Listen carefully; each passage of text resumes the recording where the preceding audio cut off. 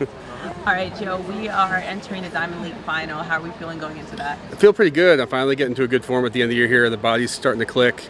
The weather seems to be good, at least for tomorrow for me in the shot, so we're going to try to have fun. And I threw a PR in this ring a couple years ago, so I hope to kind of at least have a season's best, if not a little bit more. Obviously unfamiliar territory for you to be in. We're very used to you obviously being in international competitions such as Worlds, Olympics, things of that nature. How are you able to kind of recalibrate, refocus, shift your energy in terms of what the new goal is for the season? Yeah, I mean, of course it's annoying. I mean, not making a team for the first time since 2015. I had a medal streak that, of course, wanted to keep going. But, I mean, I gave it my all that day. I think my family people talked about it. We were down with COVID. Like, I threw 22, which wasn't enough that day, but normally it's enough to get by. But we kind of just kept the season moving as going, and we kind of kept the focus to keep on getting better. And I've had some pretty good meets since then, and I'd like to at least end on a good throw tomorrow. With all that being said, can you just talk about the level of mental toughness it takes to just do the sport?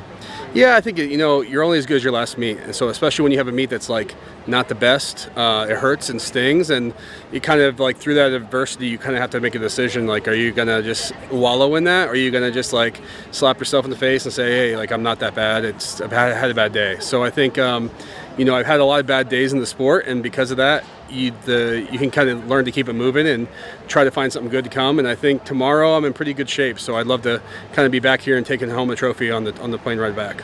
For sure, we'll definitely be watching. But could you talk about maybe from your vantage point? I know sometimes for people it's a little hard to talk on this, but the legacy that you have. I don't want to say left because you're still in the sport, but the legacy you've created in the sport of shot. Yeah, it's interesting because like sometimes I don't think that way of legacy, but I think this past 2 years, my wife and I were doing camps with some high schools, and working with some younger athletes and seeing the impact of like people showing me like their videos, or even some of the athletes like Rajendra, who just got the silver medal last year in the Olympics, and he's telling me that he's been watching my videos on YouTube to learn some of his techniques. So I think part of that, it's starting to hit me that like, it's more than just how far I've thrown the shot put. It's how long I've been doing it and how I've been doing it. And it gives me, humbles me to think of it, and also gives me a little bit of responsibility that while I'm still in it, I'm going to keep, give it a go and try to throw as far as I can and bring some people along the way with me as I can. I want to expand on the question too as well. More and more people almost feel like 22 is almost a regular day. How do you think, from your vantage point, shot put is evolving? Well, it's crazy. I said it's been a tidal wave my whole career. Luckily, I've been at the tip of it, almost all of it. But like the back end of this wave has just been more and more. So yeah, we've thrown 23, Ryan and I, but there's been so many more 22s now that they're just commonplace. So I think it's quite different. I always like talk about, one of my first Prefontaines where people were throwing 19 and 20 meters on their bad throw, and now you'd be embarrassed to mark sometimes a throw that's 21-30 because it's not over the 22 line.